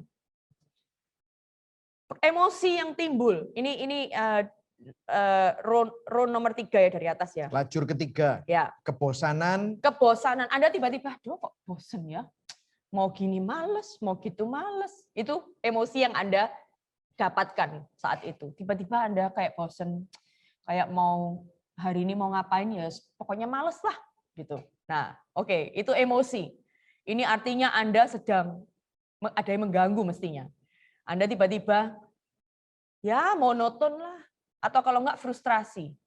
Frustrasi melihat keadaan rumah, tapi Anda mau bersih-bersih kok ya males gitu ya, misalnya gitu ya.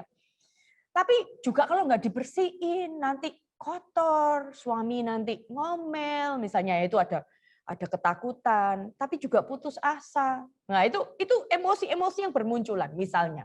Oke, kalau Anda ingin tahu, oke, aku ini sedang menyembah berhala apa sih?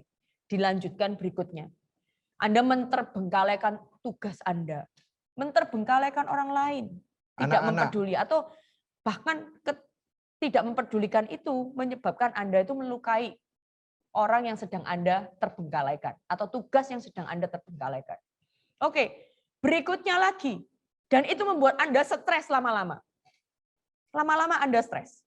Aduh, aku kapan ya bisa istirahat? Lah ini aku kan dituntut terus, harus bersihin rumah, harus ini, ada gitu. Akhirnya perasaan-perasaan tersebut itu muncul. Tetapi terus perasaan berikutnya, tapi aku enggak tahu mulai dari mana. Ya males juga. akhirnya Anda give up, tidak produktif, nggak mau bertanggung jawab. Nah itu berhala Anda sudah jelas kenyamanan. Anda nggak mau diusik kenyamananmu, pokoknya aku segini aja. Orang yang mencari kenyamanan, mestinya orang tersebut tuh tahu dia sedang menterbengkalaikan sesuatu, tanggung jawabnya dan lain sebagainya. Tetapi karena orang tersebut juga pada waktu yang bersama sedang tidak ingin diganggu kenyamanannya, maka dia juga sedang dilema. Aku tahu aku punya tanggung jawab, tetapi aku malas melakukan tanggung jawab tersebut. Itu berarti berhalamu adalah kenyamanan. Goes on and on and on. Nah ini adalah contoh-contoh di mana prinsipnya adalah bila Anda ingin mengetahui akar dari berhalamu, itu selalu dimulai dengan emosi. Emosi yang negatif yang muncul, apapun itu. Anda sedang menghakimi orang di dalam pikiranmu, atau Anda menceletukan perkataan yang mungkin menyakiti orang. Gelisah yang berlebihan, Anda merasa resah, kenapa? Itu kemungkinan berhalamu adalah kontrol, karena Anda resah, ada sesuatu yang tidak sesuai, tidak berjalan tidak sesuai dengan ekspektasimu dan apa yang kamu rencanakan, dan itu semua kacau balau. Dan Anda resah, gelisah, nggak bisa tenang. Kenapa? Rencanamu gagal semua. Dan itu melihat Anda merasa tertuduh karena orang tidak bisa memenuhi standarmu. Ada kehilangan kendali gitu. Dan saudara rela untuk mengorbankan orang lain, marah-marah, untuk mendapatkan kontrol lagi. Dan itu kelihatan sekali bahwa Anda mungkin adalah punya berhala dalam, yaitu kontrol. Gitu. Oke, mungkin saya ingin ngomong kepada panitia. Next, saya akan memberikan sedikit exercise untuk Anda semua. Mungkin mereka perlu kertas dan pensil atau bolpen. Sudah ada? Oke, good. Alright. Nah, saat ini saya ingin Anda mengevaluasi ini ya, berhala ini. Saya akan mengajarkan gimana caranya. Nanti Anda akan saya pandu ya. Oke. Kembali ke kamera aja. Nah, saat Anda ingin menemukan berhala Anda, number one, emosi apa yang akhir-akhir ini sedang Anda gumuli? Ya. Coba tuliskan. Emosi apa? Kalau itu lebih dari satu emosi boleh. Kasih space ya untuk selanjutnya. Ya, itu nomor satu ya. Itu nomor satu. Coba, emosi apa yang akhir-akhir ini aja, akhir-akhir ini yang Anda gumuli? Itu bisa frustrasi, stres, marah, sedih, nggak bisa tidur, kepikiran, nggak fokus, anything. Irritated, merasa annoying banget sih ini, gitu. Apa itu? Ya. Dua-duanya ya, suami dan istri ya. Tidak boleh contek.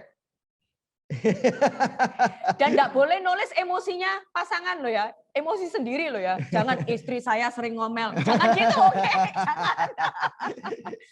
Dirimu sendiri, oke? Emosimu. Oke. Nah, masuk aja nomor 2. Oke, sudah ya. Saya lanjutkan. Nomor 2, observasi. Observasi ya. Gara-gara emosimu, pertanyaannya adalah, siapa yang kamu sakiti? Dan seperti apa perasaan orang yang kamu sakiti?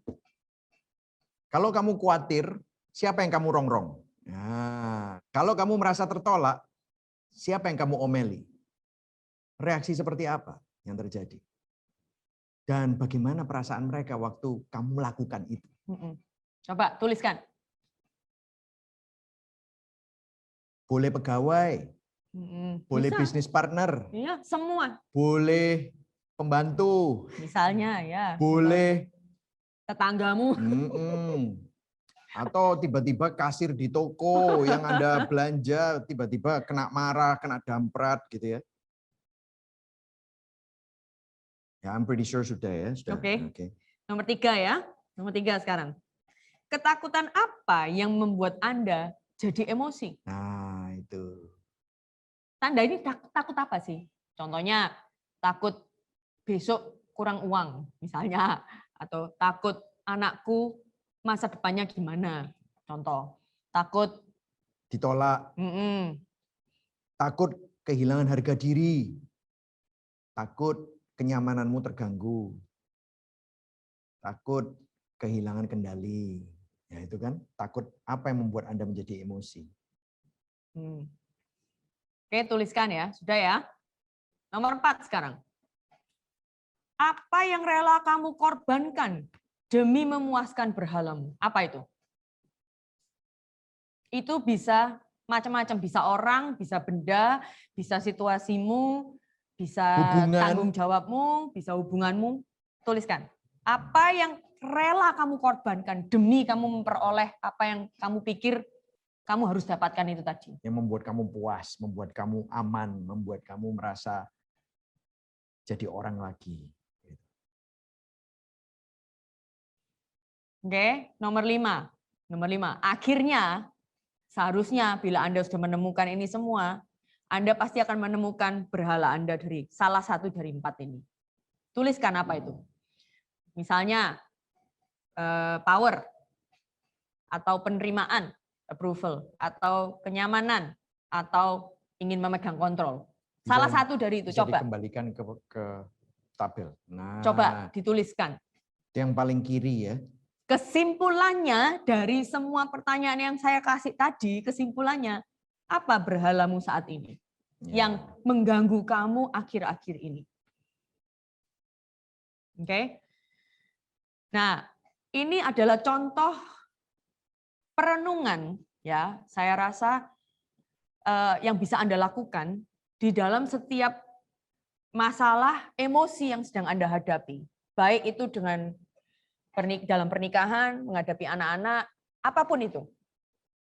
Dan bila Anda terus sering melakukan hal ini, maka Anda akan menjadi orang-orang yang lebih mudah untuk diubahkan oleh Tuhan.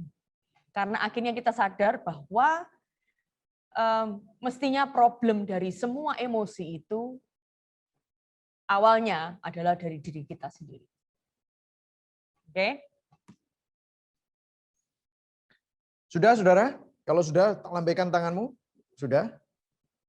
Oke, gini aja. Siapa yang belum? Siapa yang belum? Belum selesai. Oke, nanti mungkin bisa lebih jujur dan dibantu mungkin ya. Nah, kita harus selesai ini karena sudah melewati waktunya. Keep your paper, jangan hilang ya. Itu nanti akan dipakai untuk session kedua. Nah, oke, kita sama-sama baca beberapa ayat, kemudian kita close aja. Ini untuk prolog masuk ke sesi berikutnya ya. Kita baca sama-sama di Kolose 3 ayat 5-7. Ayo kita baca sama-sama ya. 1, 2, 3. Karena itu matikanlah dalam dirimu segala sesuatu yang duniawi, yaitu percabulan, kenajisan, hawa nafsu, nafsu jahat, dan juga keserakahan, yang sama dengan apa? Penyembahan berhala. Semuanya itu mendatangkan murka Allah atas orang-orang durhaka. Dahulu kamu juga melakukan hal-hal itu ketika kamu hidup di dalamnya. Ayat 8. Tetapi sekarang apa? Buanglah semuanya ini, yaitu marah, geram, kejahatan, fitnah, dan kata-kata kotor yang keluar dari mulutmu. Jangan lagi kamu saling mendustai, karena kamu telah menanggalkan manusia lama serta kelakuannya. Nah, saudara bisa lihat sini sama-sama. Lihat kembali ke kamera. Nah, saudara lihat ya. Itu tadi lucunya ya. Semua hal-hal yang dosa itu tadi ya, yang sama dengan penyembahan berhala. Jadi apa yang kita baru lakukan itu sebenarnya sangat alkitabiah. Semua yang menjadi akar dari dosa kita itu sebenarnya penyembahan berhala. Kamu nggak akan penuh dengan hawa nafsu, kamu nggak akan marah, kamu nggak akan KDRT, kamu nggak akan selingkuh kalau nggak ada berhala dalam hatimu. Jadi sebenarnya kita bisa lihat ya, ini problemnya dan ini kita harus temukan akarnya. Dan nanti next session bagaimana kita bisa melepaskan semua berhala-berhala ini. Nah coba interesting ya, kita nggak pernah mungkin menelusuri. Tiap emosi kita biasanya cuma hanya lewat begitu aja, sehingga kita hidup dari emosi satu kepada emosi yang lain, dan akhirnya kita hidup dari orang yang kita sakiti, padahal orang itu adalah orang yang kita cintai.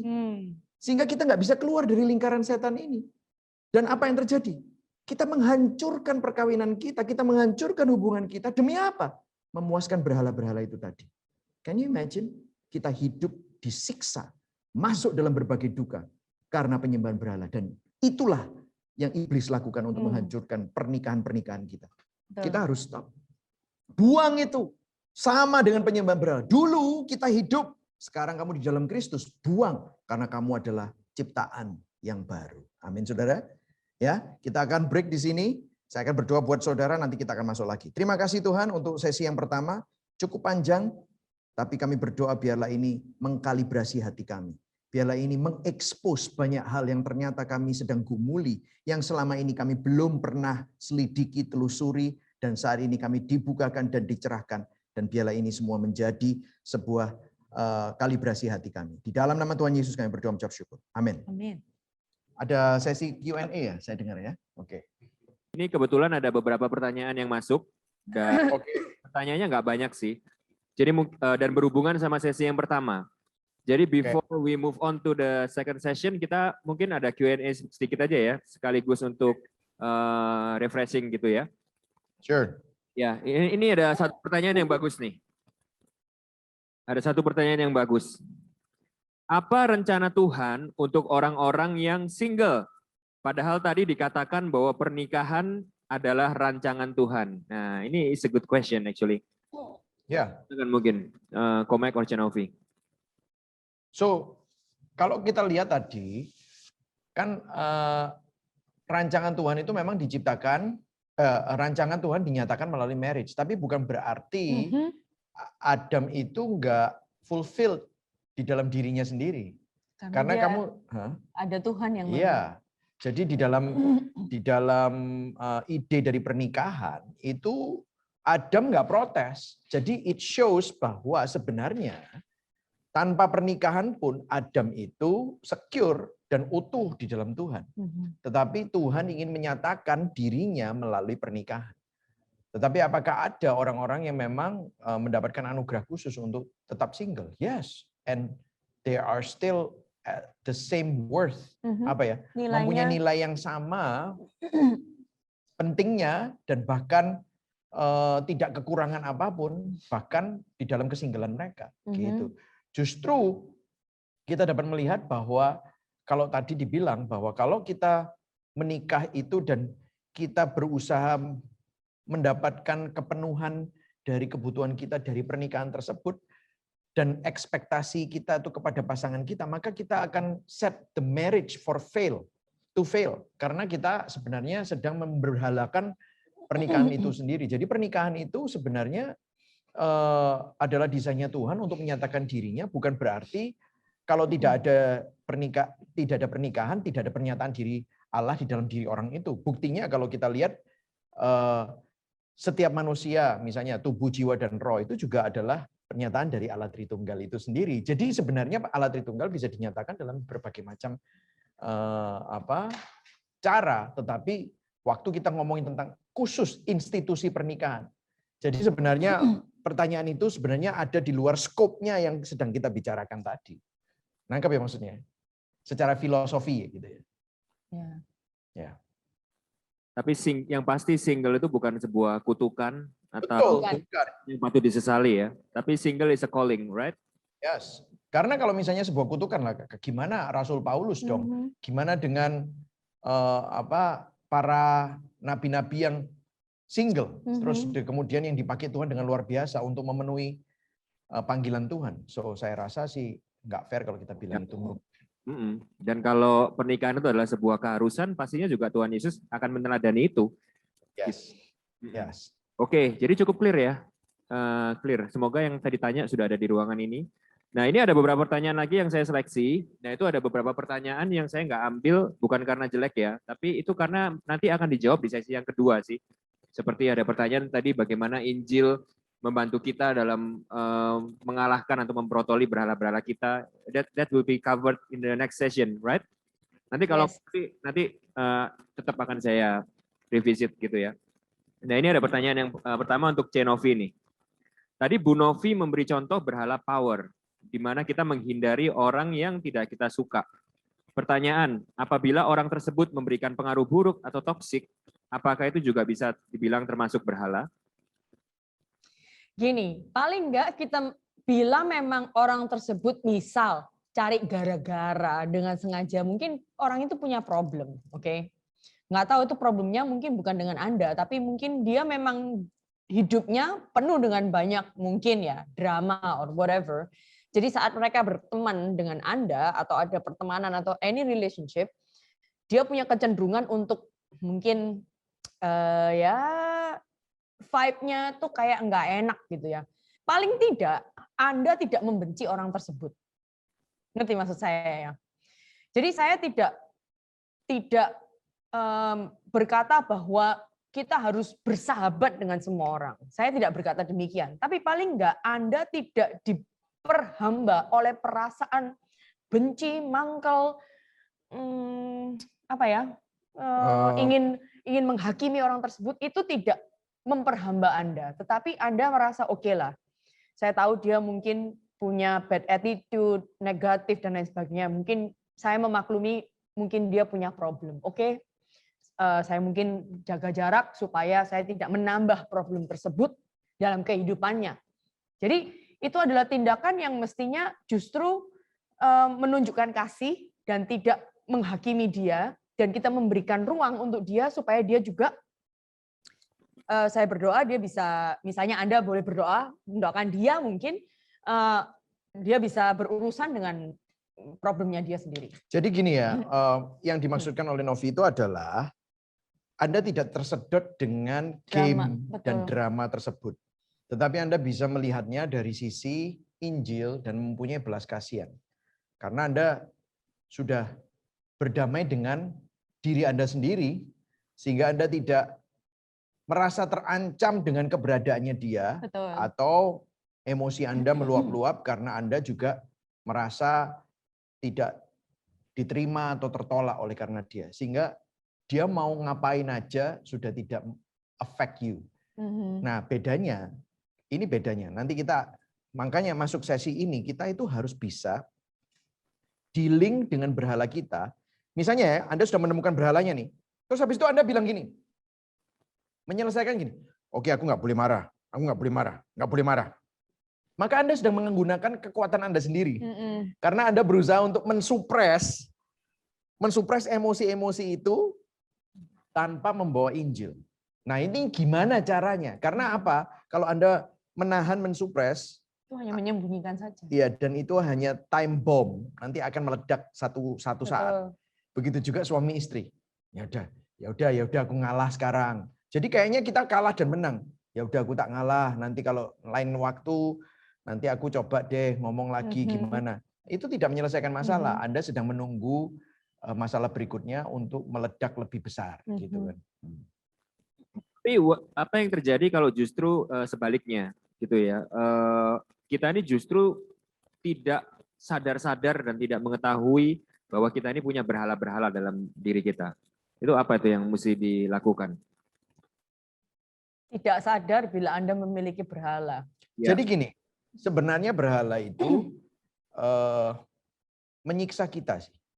Maka kita akan terus ada di dalam tormented situation. Jadi kita ini selalu disiksa, kita selalu nggak bisa punya rest, nggak pernah punya damai sejahtera, kita selalu jatuh kepada dosa yang sama, kita selalu menyakiti pasangan kita. Tadi saya ceritakan bagaimana kita masuk dalam lingkaran setan, orang-orang di sekeliling kita sakiti, padahal mereka tahu bahwa kita mengasihi mereka, tetapi mereka juga tahu kalau ada sesuatu itu mengganggu kita, kita pasti bereaksi seperti itu.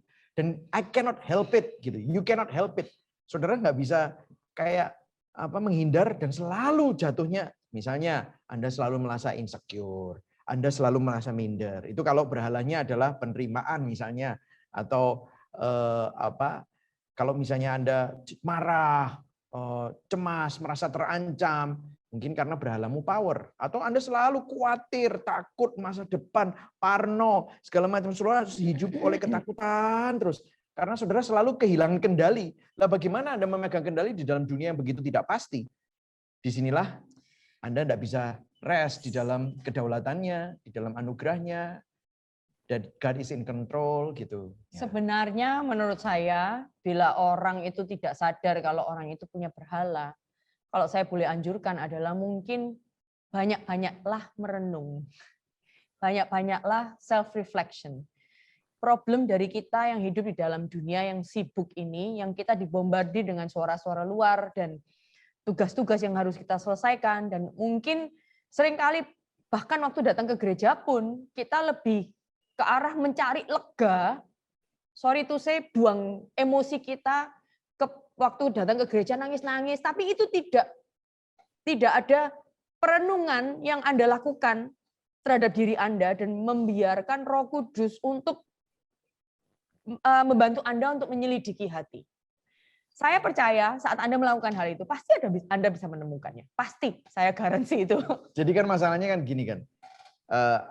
I grew up in a very charismatic lingkungan yang sangat karismatik, dan kita ada di gereja GBI, which is good karena kita memang bergerak di dalam kuasa Roh Kudus dan yang lain-lain. Tetapi gini, yang menjadi bad-nya adalah ini. Kita sudah terbiasa pada waktu kita kebaktian, kita mendapatkan touch dari Holy Spirit. Betul ya? Kita nyanyi, kita nyembah, apa yang kita rasakan? Lega. Nah, waktu lega, itu semua emosi tadi, minder, marah, tertolak, merasa resah, khawatir, kan tenang sebentar ya. Tetapi apakah selesai? Tidak. Nah, apa yang terjadi? Banyak orang gini, waduh, aku sudah pulang, besok galau lagi.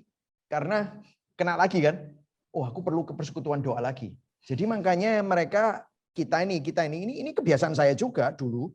Saya Minggu ke gereja, Selasa ada persekutuan doa ini, Rabu doa malam, Jumat ada cell group, Sabtu pemuda, Minggu gereja lagi. Untuk apa? Supaya dari event satu ke event yang lain supaya lega. Dari nyanyi, worship sama-sama satu, dan berbahasa roh bersama-sama menyembah supaya lega. Tetapi masalahnya tidak pernah diselesaikan. Nah, kita ini nggak biasa untuk merefleksikan, merenungkan, mengevaluasi. Waktu saya ngomong refleksi, ya ngomong refleksi bukan pijat refleksi ya. Tapi kita ini merenungkan, cari akarnya itu di mana, gitu ya. Nah, yang biasa begitu itu memang yang lebih tradisionalis gitu ya. Misalnya dia menulis jurnal, mungkin merenungkan di gunung, bakar lilin gitu. Saya nggak bilang kamu harus seperti itu, enggak. Tetapi kita ada bagusnya karena kita nggak cuman hanya cari lega, tetapi kita cari akarnya. Nah, ini yang kita perlu balance lah dua-duanya. Setuju ya, Saudara? Satu lagi, last question ya. Ini ada pertanyaan gini, menarik ini. Apakah meraih kehidupan yang berkemenangan, khususnya dalam hal materi, selalu termasuk dalam berhala? Firman Tuhan selalu ngomong gini, orang yang ingin kaya selalu masuk ke dalam berbagai duka. Semoga ayat ini menjawab. Jadi kita sebagai orang yang lahir baru, itu tidak dipanggil untuk, tidak dipanggil untuk menjadi sukses dengan ukuran dunia. Tetapi kita ini dipanggil seperti Rasul Paulus pun menuliskan bahwa aku mencukupkan diri dalam keadaan apapun juga. Baik dalam kekurangan, dalam berkelimpahan. Jadi yang menjadi fokusnya itu bukan suksesnya, bukan keberhasilannya, tetapi kepuasan yang dia dapatkan yang hanya ada di dalam Kristus. Nah, pada waktu kita berpikir bahwa kita sebagai anak-anak Allah, terus kita ingin sukses, I would say yes, that would be an idol. Ya, itu akan menjadi suatu berhala. Kenapa? Tadi sudah dibilang, anything that you want more than you want God. Apapun yang Anda inginkan, bila itu lebih dari Tuhan, maka itu adalah berhala.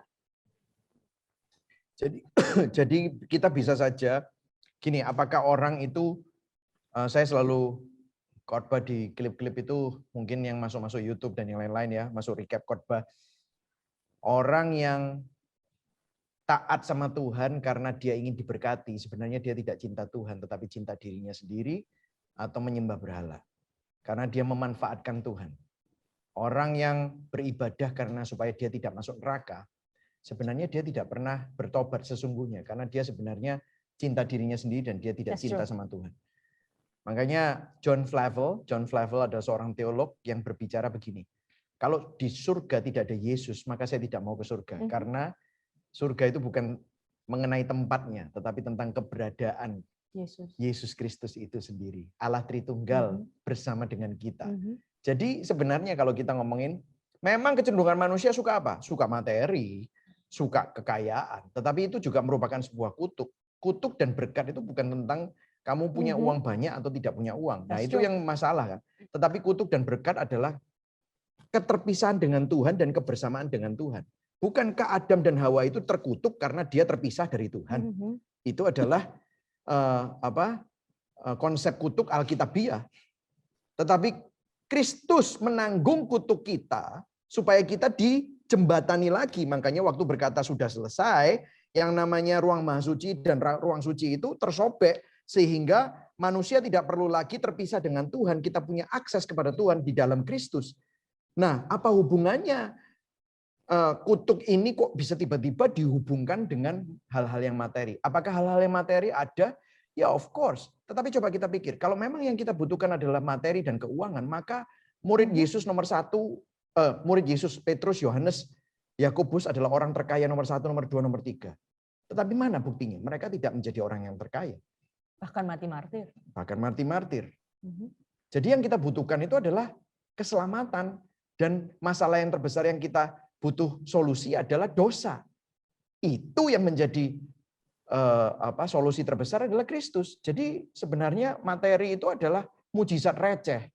Pemeliharaan Tuhan itu adalah mujizat receh. Sorry ya nggak usah ngomong gitu. Karena yang sebenarnya mujizat yang terbesar adalah kita didamaikan dengan Tuhan melalui karya Yesus Kristus. Apakah di dalamnya ada pemeliharaan Tuhan? Yes. Makanya di Matius 6, lihat burung di udara, lihat bunga di ladang. Bukankah kamu lebih berharga dari itu? Tetapi intinya bukan tentang materinya itu tadi. Betul. Ya. Jadi mungkin tensi pertanyaannya ya, biasanya kalau orang tanya seperti ini itu kan mungkin gini, apakah itu berarti saya ini nggak boleh sungguh-sungguh dalam bekerja? Apakah saya ini artinya nggak boleh sungguh-sungguh dalam berbisnis? Kan tentu bukan gitu ya. Karena Kolose 3:23 itu kan bilang, apapun yang kau perbuat, perbuatlah itu dengan segenap hatimu. Tapi kata kuncinya itu kan setelahnya. Seperti engkau melakukannya untuk Tuhan. Nah, jadi mungkin yang membedakan antara itu berhala apa enggak itu adalah untuk siapa kita melakukan itu semua. Jadi hatinya, motivasi hatinya. That's true. Ya, jadi itu mungkin ya tensinya. Jadi bukan berarti kalau kita ini sungguh-sungguh dalam bekerja, memaksimalkan segala potensi dan karya kita dalam bisnis itu pasti itu berhala. Lalu itu jadi alasan kita untuk kita mungkin males-malesan, kita mungkin jadi alasan untuk kita enggak berkarya dengan maksimal. Itu keliru. Gitu ya. Kita mesti make sure bahwa ini sesuatu itu berhala apa enggak ya, itu ukurannya itu adalah di hati kita. Kita mengejar itu sebagai yang utama, atau sebenarnya apa yang kita lakukan itu cuma cara untuk kita bisa mendapatkan Tuhan gitu ya, untuk kita melakukannya untuk kemuliaan Tuhan. Mungkin gitu ya. Ya, setuju. Alright, ini